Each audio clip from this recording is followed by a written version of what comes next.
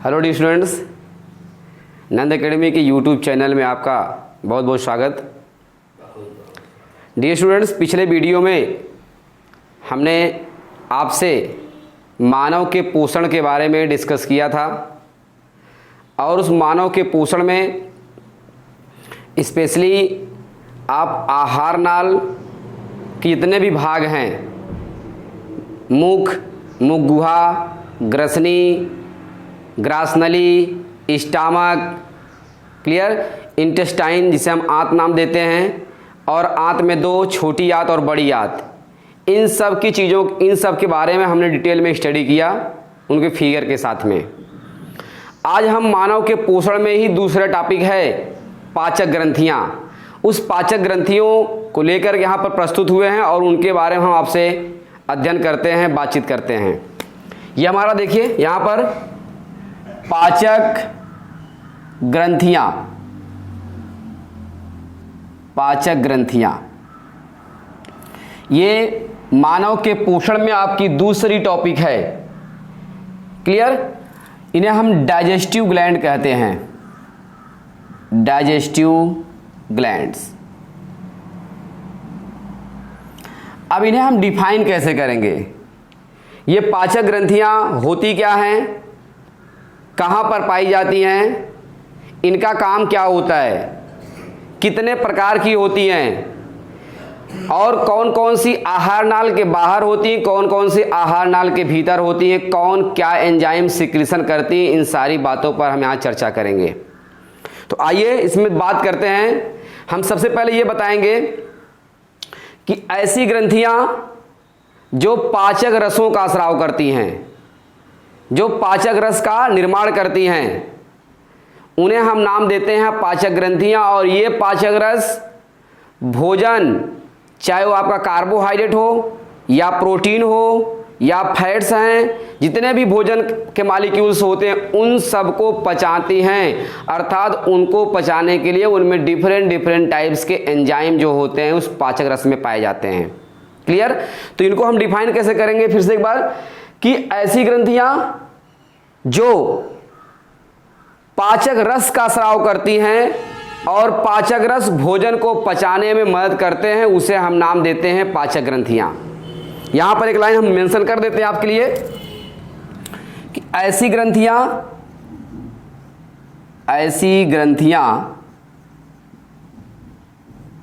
जो पाचक रस का स्राव करती हैं, पाचक रस का स्राव करती हैं, पाचक ग्रंथियां कहलाती हैं, पाचक ग्रंथियां कहलाती हैं। क्लियर? आगे चलते हैं। ये पाचक ग्रंथियां, ये पाचक ग्रंथियां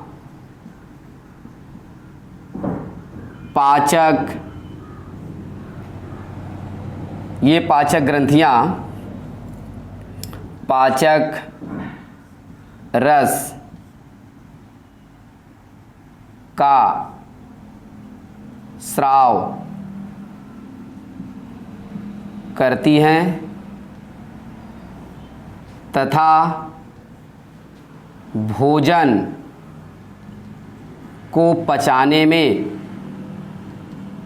मदद करती हैं, पचाने में मदद करती हैं। क्लियर? आगे चलते हैं। दूसरी बात इसमें हमें बताएंगे, ये हमारी पाचक ग्रंथियां होती हैं, दो प्रकार की होती हैं। क्लियर? देखिए, पाचक ग्रंथियां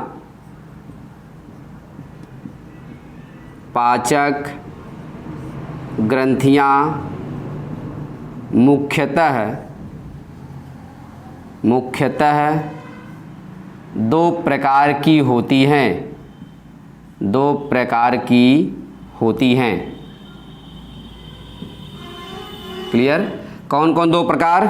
नंबर 1 बाह्य पाचक ग्रंथि, बाह्य पाचक ग्रंथि। नंबर 2 अंतःपाचक ग्रंथि। बाह्यपाचक ग्रंथि और अंतःपाचक ग्रंथि।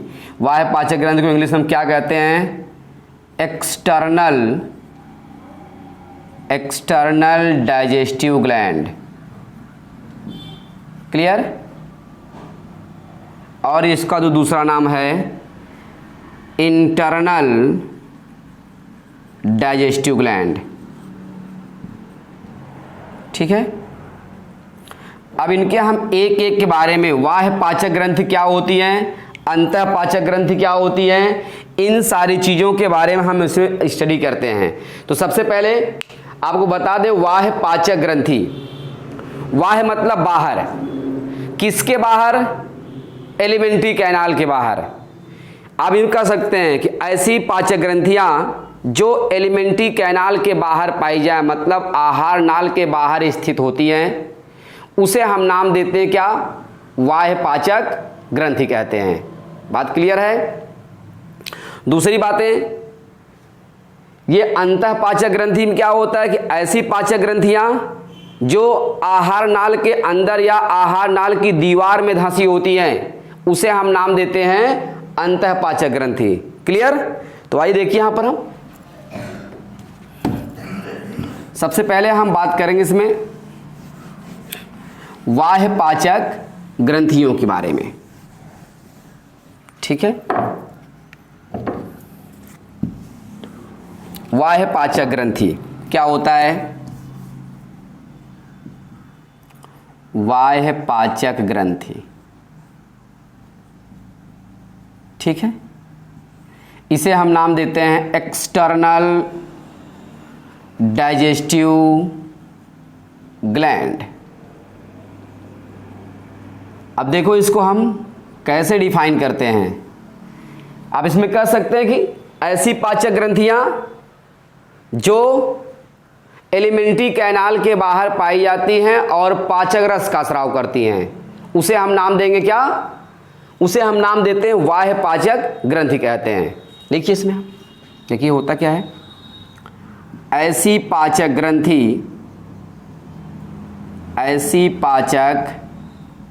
ग्रंथि जो आहार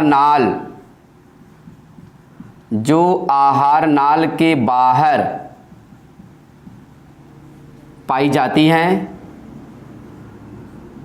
आहार नाल के बाहर पाई जाती हैं और पाचक रस का स्राव करती हैं, पाचक रस का स्राव करती हैं, बाह्यपाचक ग्रंथि कहलाती है। बाह्यपाचक ग्रंथि कहलाती है। क्लियर? एग्जाम्पल के तौर पर जैसे में यकृत ग्रंथि, अग्न्याशय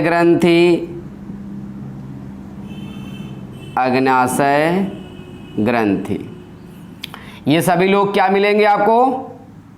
ये आपका बाह्यपाचक ग्रंथियों में आते हैं। ठीक है। नंबर 2 अंतःपाचक ग्रंथि। अंतःपाचक ग्रंथि इसे बोलेंगे हम इंटरनल डाइजेस्टिव ग्लैंड्स। ठीक है। अब इसमें हम मेंशन करते हैं एक बातें, ऐसी ग्रंथियां या ऐसी पाचक ग्रंथि जो आहार नाल के भीतरी दीवार में पाई जाती हैं पाई जाती हैं या धंसी होती हैं, धंसी होती हैं और पाचक रसों का स्राव करती हैं, पाचक रसों का स्राव करती हैं, अंतःपाचक ग्रंथि कहलाती है, अंतःपाचक ग्रंथि कहलाती है।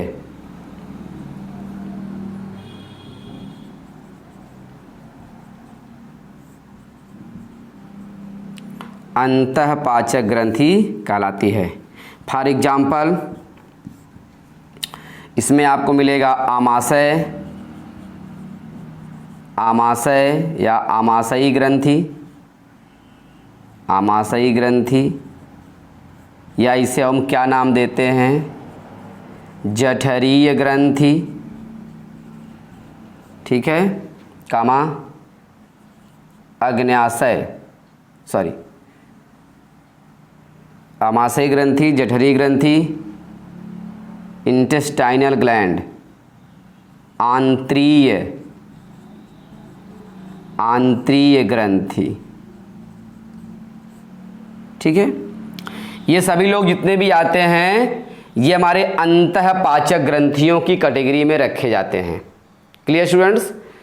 तो ये रहा हमारा आपका बाह्यपाचक ग्रंथि और अंतःपाचक ग्रंथि। इन दोनों के बारे में हमने आपको यहाँ पर बताया कि वे ग्रंथियाँ जो आहार नाल के बाहर हैं उसे हम नाम देते हैं बाह्यपाचक ग्रंथि, और वे ग्रंथियाँ जो आहार नाल की दीवार में धंसी होती है या आहार नाल के अंदर पाई जाती हैं उसे हम नाम देते हैं क्या आपका, उसे हम नाम देते हैं स्पेशल तौर से अंतःपाचक ग्रंथि कहते हैं। क्लियर?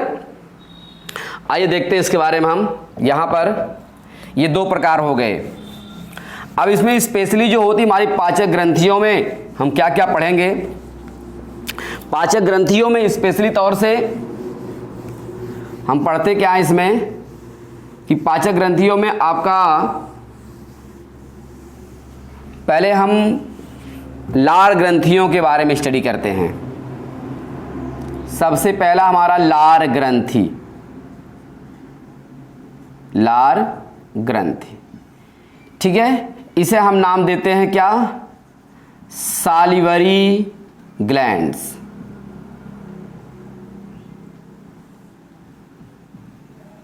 अब देखिए लार ग्रंथियां जो होती हैं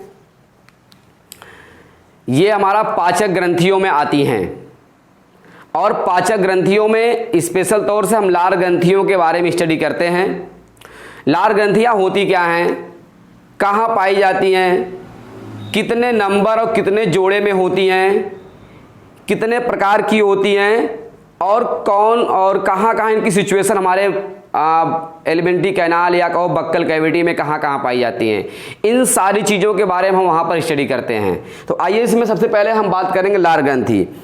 तो जब में लार ग्रंथि होती है ये बताएंगे हमारे मुख गुहा जो हमारी बक्कल कैविटी होती है, अर्थात एलिमेंट्री कैनाल का जो दूसरा भाग होता है, उस एलिमेंट्री कैनाल के या क्या सॉरी बक्कल कैविटी के अंदर जो होती हैं आपकी प्रेजेंट होती हैं। संख्या में 3 होती हैं, सॉरी संख्या में 6 होती हैं, और पेयर में आपका 3 होती हैं, अर्थात 3 जोड़ी, और नंबर में आपका 6 की संख्या में पाए जाते हैं। ये हमारी मुख गुहा में पाई जाती हैं और लार का स्राव करती हैं। लार में क्या होते हैं आपका टाइलिन, जिसे हम एमाइलेज एंजाइम कहते हैं, और लाइसोजाइम एंजाइम, ये सभी उसी में पाए जाते हैं। क्लियर?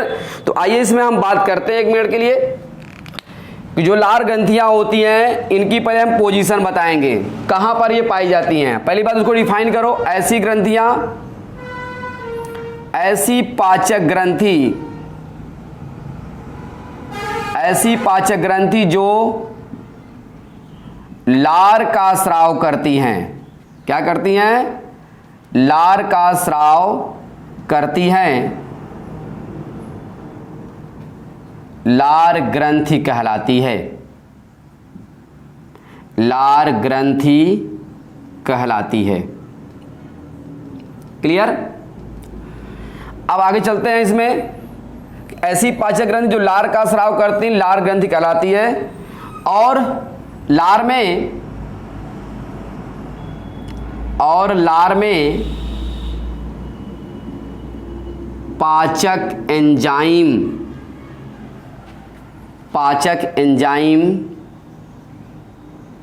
पाए जाते हैं। क्लियर? आगे चलते हैं। अब यहां पर हम थोड़ा सा विचार करेंगे। एक वर्ड आपके सामने दिया है लार, जिसे हम सलाइवा कहते हैं। सलाइवा को डिफाइन कैसे करेंगे? क्या होता है हमारा लार? हम लार ग्रंथियों के प्रकार हैं उनको बाद में पढ़ेंगे। पहली बात तो यहां पर हम लार के बारे में डिस्क्राइब करते हैं। तो लार को हम डिफाइन कैसे करेंगे? आप ये कह सकते हैं लार एक चिपचिपा सिरमी जलीय द्रव होता है जो लार ग्रंथियों से निकलता है। क्लियर? और उस लार ग्रंथियों में लाइसोजाइम, एमाइलेज, डिफरेंट टाइप्स के क्या होते हैं आपका एंजाइम प्रेजेंट होते हैं। उनके साथ साथ 92% उसमें जल होता है और 8% आपके म्यूकस पदार्थ पाए जाते हैं। ये जो लार होता है हमारी मुख गुहा को गीला बनाए रखता है, बोलने में हमें आसानी प्रदान करता है, जीभ को आपको नम बनाए रखता है। भोजन के जो कण होते दांतों के आसपास चिपके होते हैं उन्हें घुला करके अंदर ले जाता है।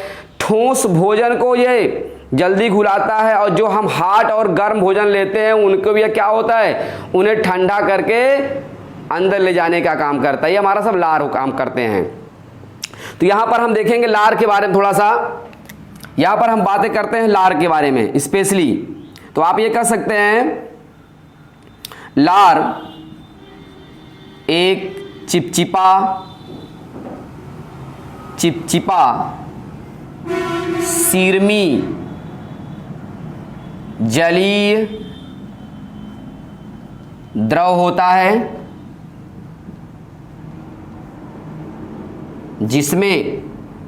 जो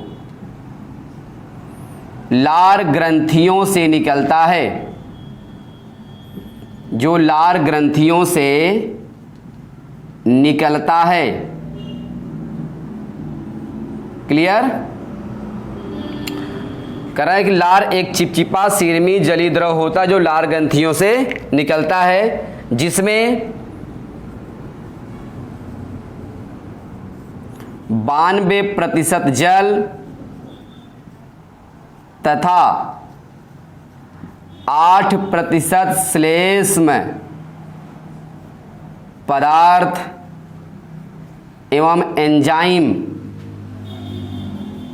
पाए जाते हैं। एंजाइम पाए जाते हैं। क्लियर? आगे चलते हैं। अब हमारा जो लार होता है ये आपका लार ग्रंथियों से निकलता है। इसमें 92% जल और 8% आपका श्लेष्म पदार्थ था, साथ साथ इसमें एंजाइम की प्रेजेंसी होती है, एंजाइम में पाए जाते हैं। अब ये लार का मोस्टली कार देख लीजिए थोड़ा सा। इसमें ये लार कौन कौन से कार आपके बॉडी में करता है, सॉरी आपके लिए एलिमेंट्री कैनाल में क्या क्या करता है स्पेशली तौर से। तो लार का पहला काम भी आप देखेंगे यहां पर कार्य, हेडिंग छोटी सी डाल देते हैं लार के कार्य। ये लार क्या कौन कौन से कार्य करते हैं? पहला कार्य नंबर 1, लार मुख गुहा तथा जीभ को नम बनाए रखता है,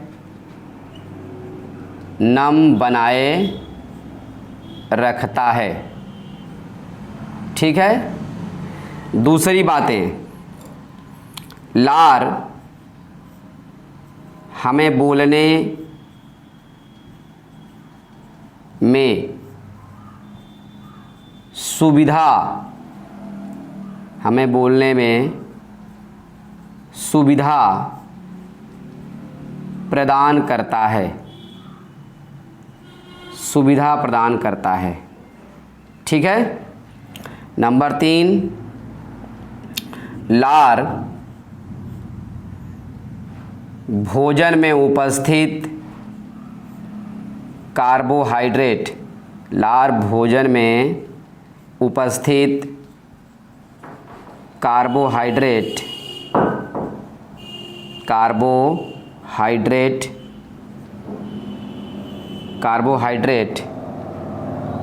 को 5% माल्टोज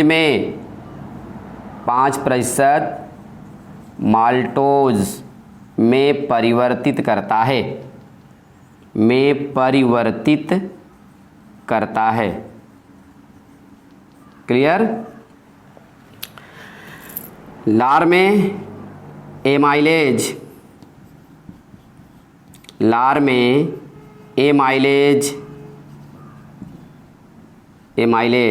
या टाइलिन तथा लाइसोजाइम एंजाइम पाए जाते हैं। लाइसोजाइम एंजाइम पाए जाते हैं, क्लियर। आगे चलते हैं इसमें।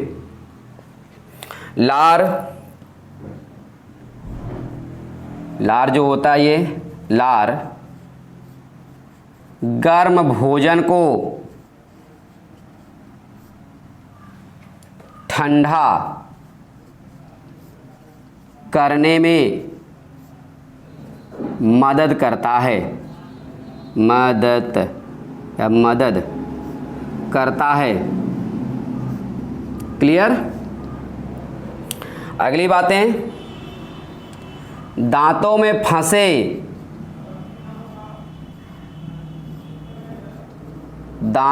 फंसे भोजन के कण को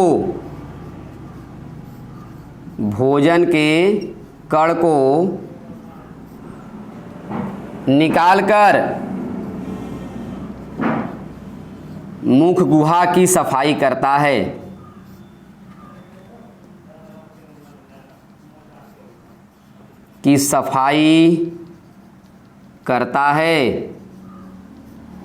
क्लियर। इतने सारे कार्य होते हैं एंजाइम के, लार के। एक बात इसमें हमको बता दें कि जब आप सूखी रोटी या सूखा चावल आप चबाते हो तो आपको चबाने के कुछ देर बाद मीठा लगने लगता है। क्यों मीठा लगता है? इसका सबसे बड़ा कारण है कि जो लार में हमारा ये एमाइलेज एंजाइम पाए जाते हैं, ये एमाइलेज एंजाइम या टाइलिन जो होता है, यही क्या काम करता है, भोजन में जो उपस्थित कार्बोहाइड्रेट होते हैं उन्हें 5% माल्टोज में तोड़ देता है। जब आपका 5% माल्टोज में तोड़ देता है तो भोजन के मॉलिक्यूल्स आपको भी मीठे लगने लगते हैं, ठीक ना। इसलिए आप सूखी रोटी चबाते हो या सूखा चावल चबाते हो तो आपको चबाने के बाद मीठा लगता है। आइए हम अपने जो आपका ये बात करते हैं स्पेशली तौर से कि जो हमारी लार ग्रंथियां होती हैं, ये लार ग्रंथियां कहाँ पाई जाती हैं, अब इसमें बताएंगे। लार ग्रंथियां जो होती हैं मुख गुहा में उपस्थित होती हैं। लार ग्रंथियां मुख गुहा में पाई जाती हैं, क्लियर, पाई जाती हैं, ठीक है। लार ग्रंथियां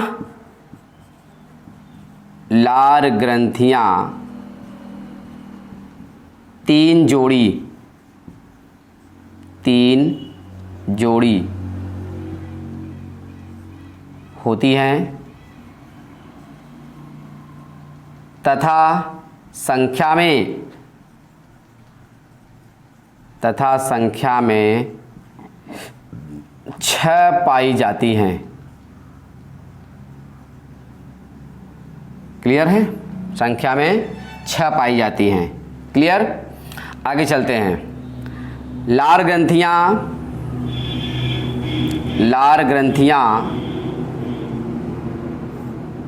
तीन प्रकार की होती हैं,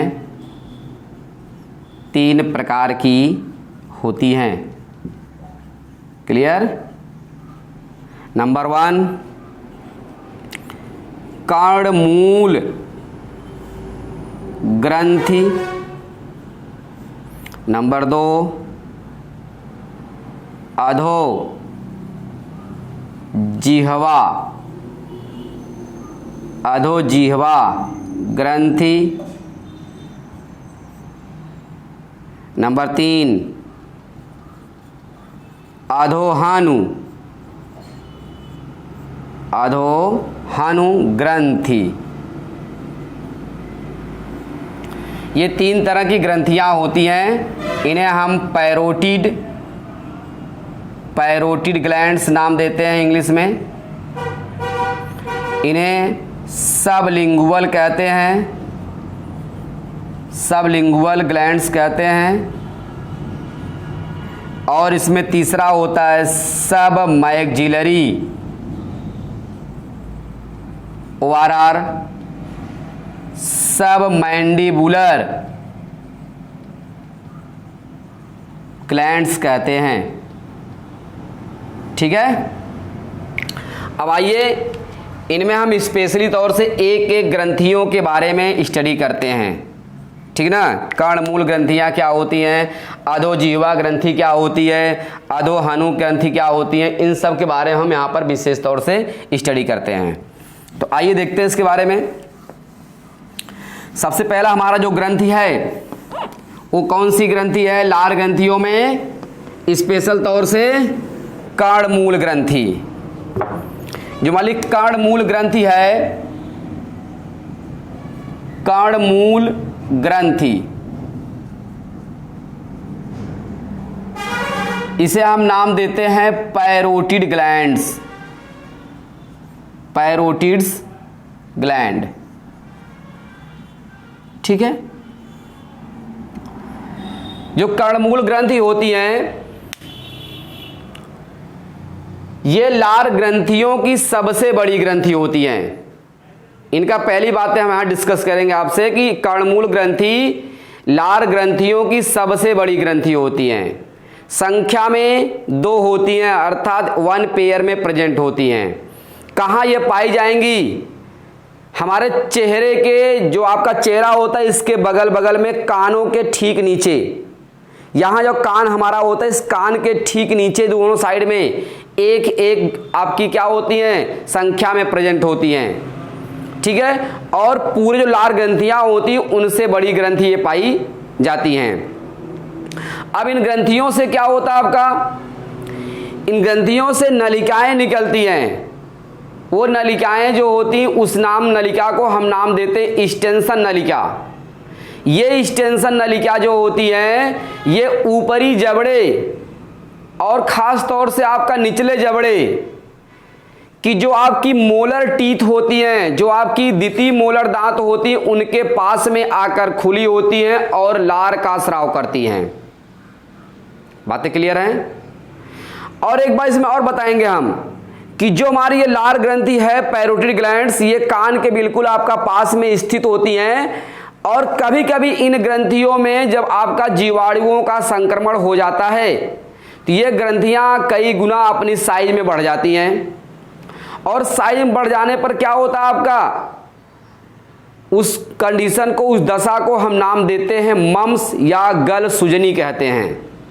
ये पूरा एरिया आपका या कनफेड़ा कहते हैं, ये पूरा सूज जाता है, इसमें सूजन आ जाती है, पेन भी होता है, दर्द भी होता है उसमें। ठीक ना, और उनकी वजह से आप ना कुछ खा पाते हैं ना कुछ निकल पाते, प्रॉब्लम होती है। ऐसा कब होगा? जब इस पैरोटिड ग्लैंड्स में इन्फेक्शन हो जाए, उनमें जीवाणुओं का संक्रमण हो जाए और उन्हें हम फिर एंटीबायोटिक दवाओं का यूज करते हैं तो फिर क्या होता है, धीरे धीरे आपका वो सूजन कम हो जाती है। तो आइए इसके बारे में देखते हैं यहाँ पर स्पेशली हम। जो हमारी कर्णमूल ग्रंथियाँ होती हैं आप ये बताएंगे। कर्णमूल ग्रंथि, कर्णमूल ग्रंथि,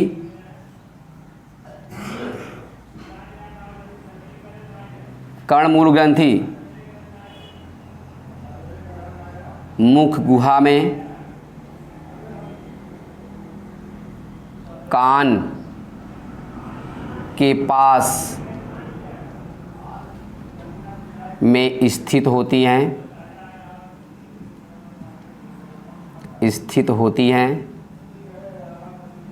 कर्णमूल ग्रंथि मुख गुहा में कान के पास में स्थित होती हैं।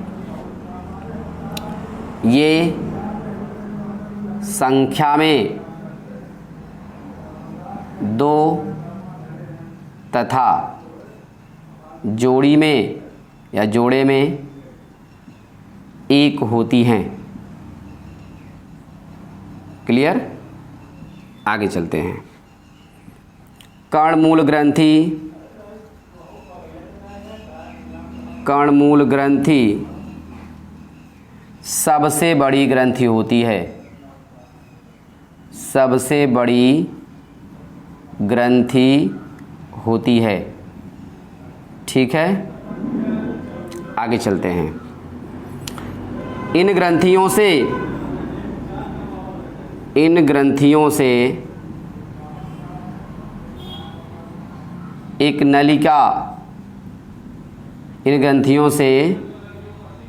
नलिका निकलती हैं जो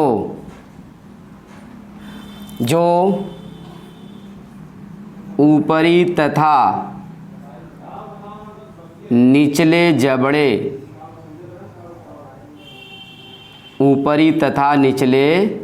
जबड़े के मूलर दांतों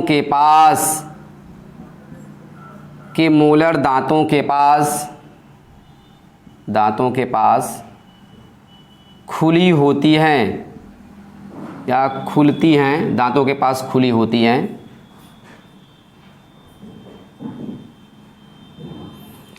जिसे एक्सटेंशन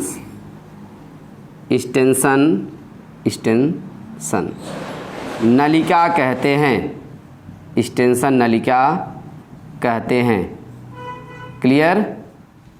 आगे चलते हैं। इन नलिकाओं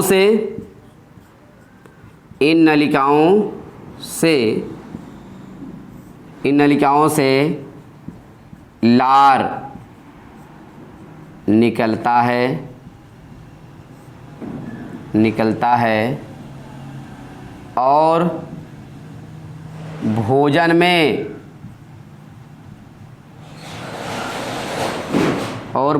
में मिल जाता है। ठीक है, मिल जाता है। हो गया बेटू? ये हो गया। स्पेशली इसमें आप देखेंगे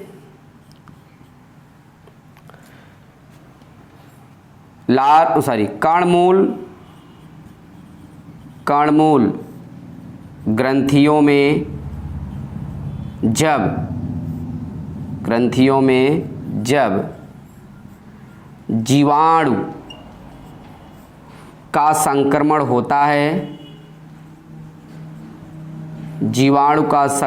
होता है तो ये पैरोटिड ग्रंथियां फूल जाती हैं, जिसे कनफेड़ा या मम्स कहते हैं। मम्स, कनफेड़ा या मम्स कहते हैं। क्लियर? कहते हैं। हो गया? तो ये चीज़ें आपको स्पेशली क्या होती हैं, हमारे कर्णमूल ग्रंथियों के बारे में हमने आपको यहाँ पर मेंशन किया, इसके बारे में बताया आपको। क्लियर? दूसरी जो हमारी ग्रंथियाँ होती हैं, वो दूसरी ग्रंथि कौन सी होती है? दूसरी ग्रंथि होगी आपकी अधोजिह्वा, जिसे हम सबलिंगुअल ग्लैंड्स कहते हैं। क्या बोलेंगे उसको? अधोजिह्वा या सबलिंगुअल ग्लैंड्स। यहाँ देखिए दूसरी आपकी लार ग्रंथियों में अधोजिह्वा,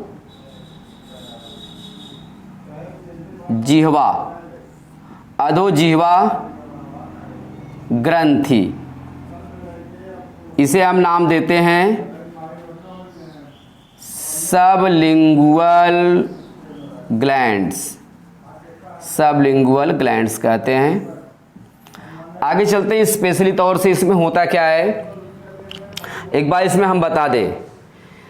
जो हमारी ये सबलिंगुअल ग्लैंड्स होती है ये लार ग्रंथि की दूसरी ग्रंथि होती हैं, ठीक है।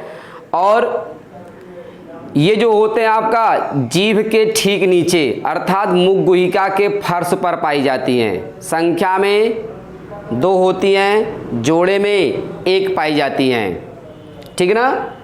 और स्पेशली इनसे आपका रिविनस नलिकाएं निकलती हैं और ये रिविनस नलिकाएं जो होती हैं ये आगे की ओर जो होती हैं हमारा कृंतक दांत या कौन सॉरी ये रिविनस नलिकाएं जो होती स्पेशली जो होते मुख गुहिका के फर्श की ओर ही खुली होती हैं और वहीं से क्या होता है आपका लार का स्राव करती हैं, ठीक है।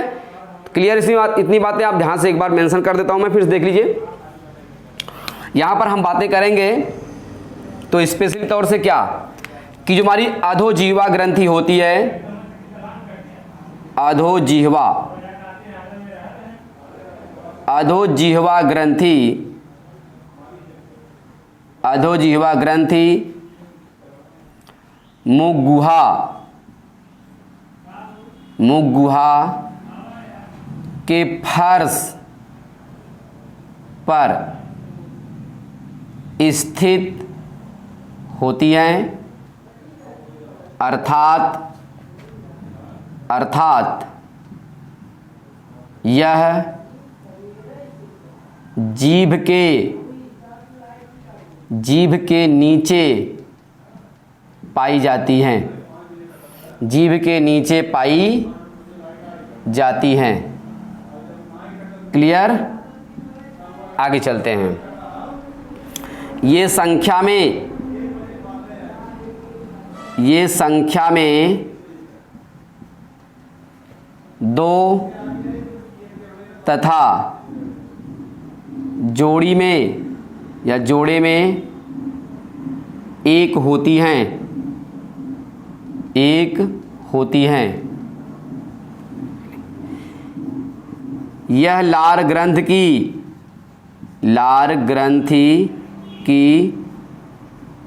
दूसरी ग्रंथि है, यह लार ग्रंथि की दूसरी ग्रंथि है, ठीक है। आगे चलते हैं। इनसे रिविनस या रिविनस, इनसे रिविनस या बर्थोलिन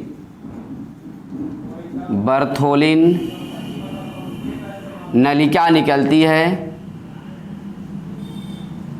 बर्थोलिन नलिका निकलती है जो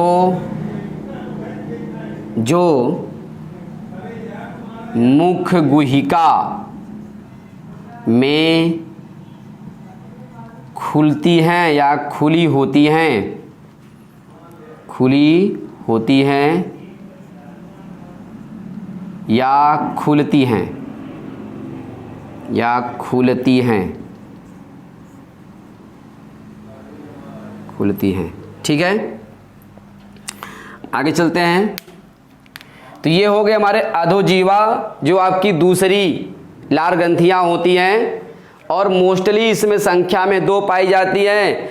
रिविनस नलिकाएं इसमें भी आपका होती जो मुख गुहा में ही ये खुली होती हैं और साथ साथ क्या होता है और लार का स्राव करती हैं, ठीक है। नेक्स्ट हम बात करेंगे अगले ग्रंथि के बारे में। तो हमारी जो अगली ग्रंथि है वो स्पेशल तौर से कौन सी ग्रंथि होगी? वो स्पेशल तौर से आपकी है अधोहानु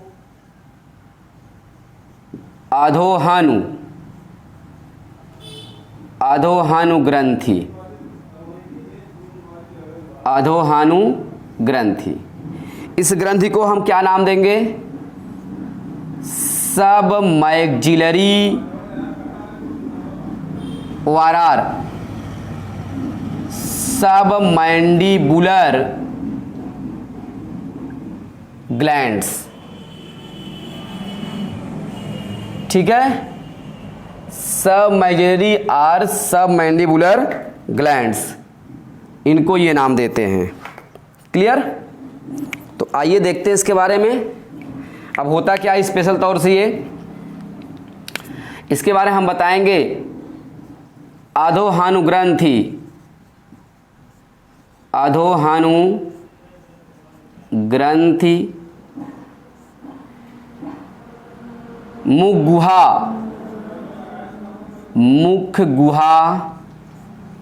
के पश्च भाग जहाँ पर दोनों जबड़े एक दूसरे से जुड़े होते हैं।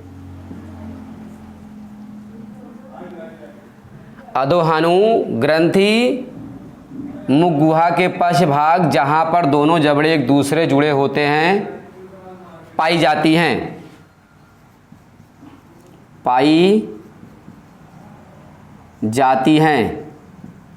क्लियर?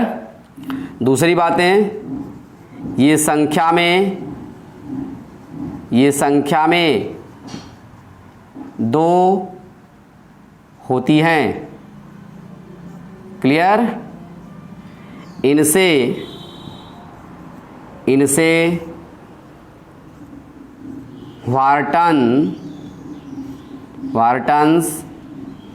वार्टन्स नलिकाएं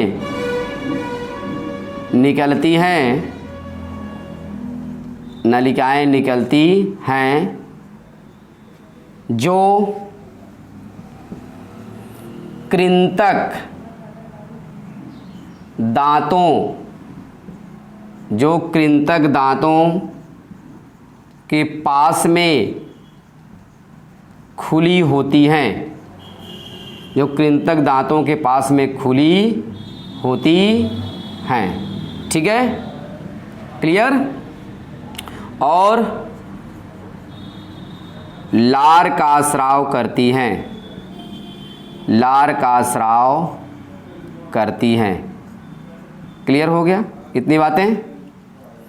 ठीक है, तो ये हमारी अधोहानु ग्रंथि है।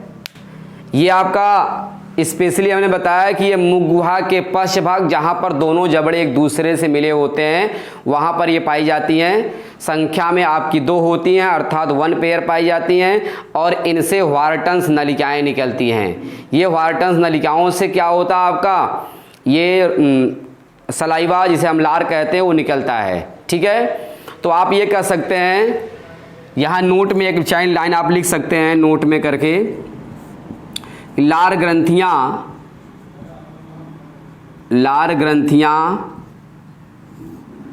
नलिका युक्त ग्रंथियाँ होती हैं।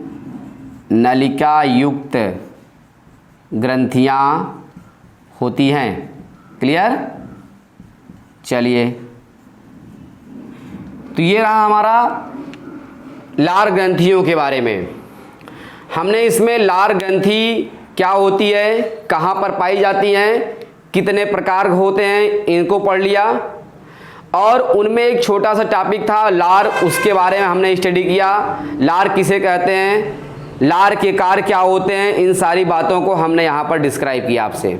ठीक है, चलिए हमारा दूसरा जो आपका पाचक ग्रंथि है, उस पाचक ग्रंथि में जो दूसरी ग्रंथि है उसको हम नाम देते हैं आपका आमाशय ग्रंथि या जठरी ग्रंथि।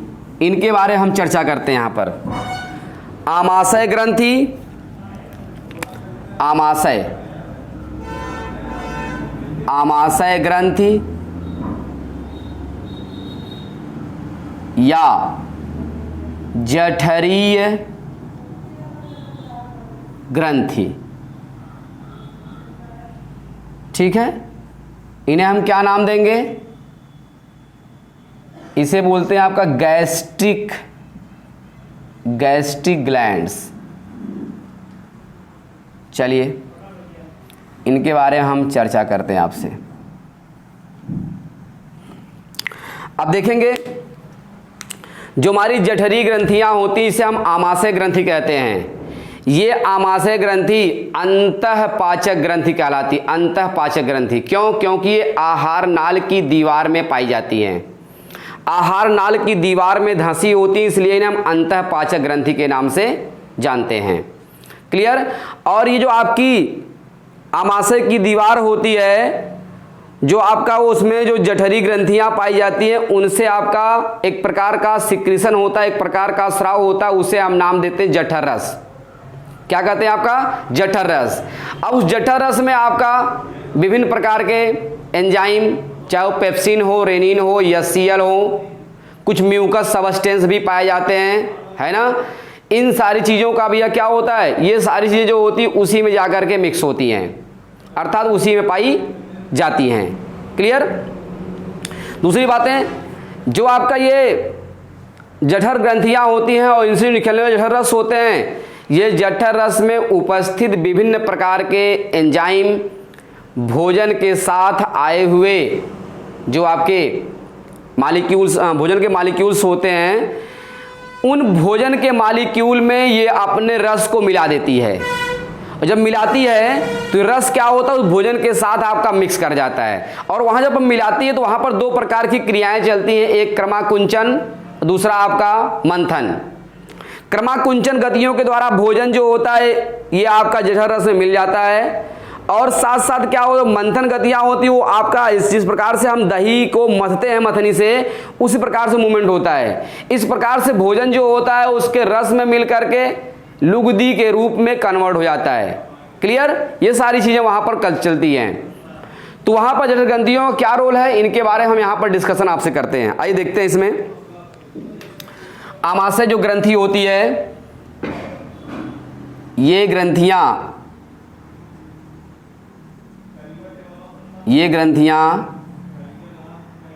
आमाशय की दीवार में धंसी होती हैं,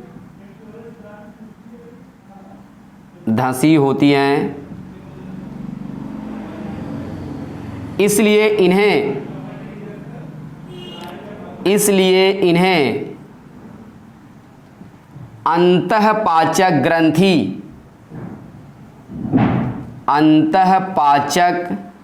ग्रंथि कहते हैं। क्लियर? आगे चलते हैं। और इनसे जठर रस का स्राव होता है, जो भोजन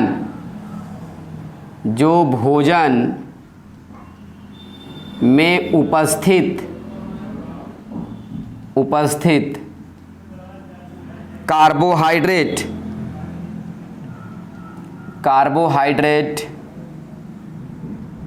प्रोटीन, फैट,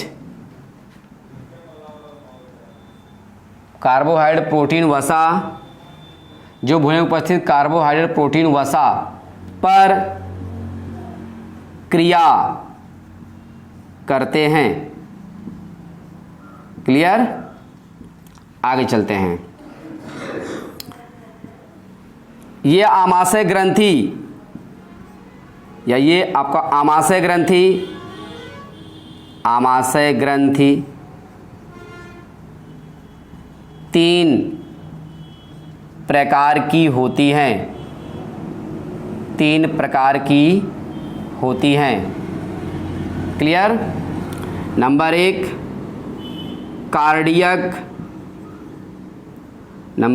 कार्डियक ग्रंथि, नंबर 2 फंडिक ग्रंथि, फंडिक ग्रंथि। नंबर 3 पाइलोरिक ग्रंथि, पाइलोरिक ग्रंथि। क्लियर? ये 3 तरह की ग्रंथियाँ फंडिक, पाइलोरिक और कार्डियक होती हैं। ये कहाँ पर पाई जाती है? आमाशय में। अब इसमें देखते हैं स्पेशल तौर से कि जो हमारा ये आमाशय में पाई जाने वाले 3 तरह की ग्रंथियां हैं, कार्डियक, फंडिक, पाइलोरिक।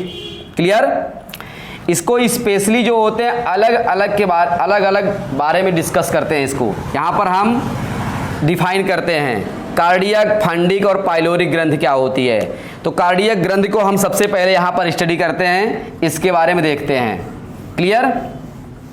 आइए देखते हैं इसके बारे में क्या होता है स्पेशल तौर से। ये जो हमारी कार्डियक ग्रंथि हैं, ये इसमें होता क्या है? कार्डियक ग्रंथि, कार्डियक ग्रंथि। क्लियर? अब देखो इसके बारे में होता क्या है। ये कार्डियक ग्रंथि क्यों कहते हैं? ये आमाशय की जो कार्डियक ग्रंथि होती है इसलिए कहते हैं क्योंकि यहाँ पर इस ग्रंथियों के का अधिकतर भाग जो होता है ये कार्डियक वाले भाग से अर्थात हृदय वाले भाग से ढका होता है, इसलिए इसे हम कार्डियक ग्रंथि नाम देते हैं। और कार्डियक ग्रंथियों से केवल एल्कलाइन म्यूकस पदार्थ निकलता है। क्लियर? एल्कलाइन म्यूकस पदार्थ इनसे निकलता है। ये क्या होते हैं? आपका जो हमारे पाचक रस होते हैं उन्हें सुरक्षा प्रदान करने का काम करते हैं। तो कार्डियक ग्रंथि में स्पेशली आप ये बताएंगे कि ऐसी ग्रंथियां, यहां पर हम एक लाइन इसमें मेंशन कर देते हैं, ऐसी ग्रंथियां जो